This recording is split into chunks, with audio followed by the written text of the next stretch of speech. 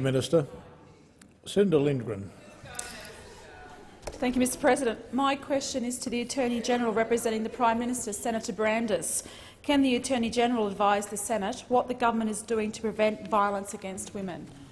The Leader of the Government in the Senate, the Attorney-General representing the Prime Minister, Senator Brandis. Well, Senator Lindgren, it's of course a very important question, a very timely question on White Ribbon Day. This is, as all honourable senators know, a very grave problem for Australia.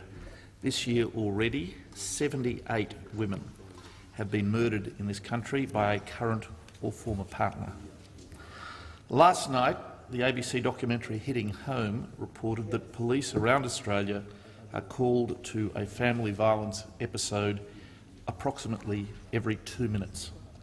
Women and children in Australia have the right to feel safe and live without fear of violence. In Australia, we have a tremendous opportunity to ensure that women are safe at home, safe on the streets and safe online. With Rosie Batty as Australian of the Year, the COAG Advisory Panel on Violence Against Women and the $100 million Women's Safety Package announced by the Prime Minister and Senator Cash on the 24th of September. That package is in addition to the government's $100 million investment in the second National Action Plan to reduce violence against women and their children, and the $30 million national campaign to reduce violence against women and their children, jointly funded by the Commonwealth, the states and territories, which commences early in 2016. Today, the Prime Minister and the Minister for Social Services, the Honourable Christian Porter, released research revealing that adults and young people excuse disrespectful and aggressive behaviour towards women without sometimes even realising it.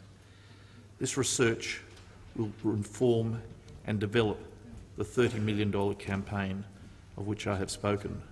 On White Ribbon Day, I'm sure each and every member of this chamber is united in their determination to address and, if where possible, eliminate this problem. Thank you, Attorney-General. Senator Lindgren, a supplementary question. Thank you, Mr President. Can the Attorney-General please inform the Senate what else is the government doing to combat family violence? Attorney-General. Yes, I can, Senator Lindgren. This afternoon I will introduce into the Senate the Family Law Amendment, Financial Agreements and Other Measures Bill, which contains significant new measures to protect women and children from domestic violence. Further, on the 28th of January this year, the former Prime Minister, Mr Abbott, placed family violence on the COAG agenda as a priority issue for COAG, where it remains, so that appropriate attention by every Australian government can be paid to the issue. The government will continue to prioritise the development of reforms in this area. And, as I mentioned in my answer to your primary question, Senator, in September, Mr Turnbull and Senator Cash launched the Women's Safety Package, which aims to keep women safer at home, on the streets and online. Thank you, Attorney-General. Senator Lindgren, final supplementary question. Thank you. Will the Attorney-General please provide the Senate with details of the Women's Safety Package? Attorney-General.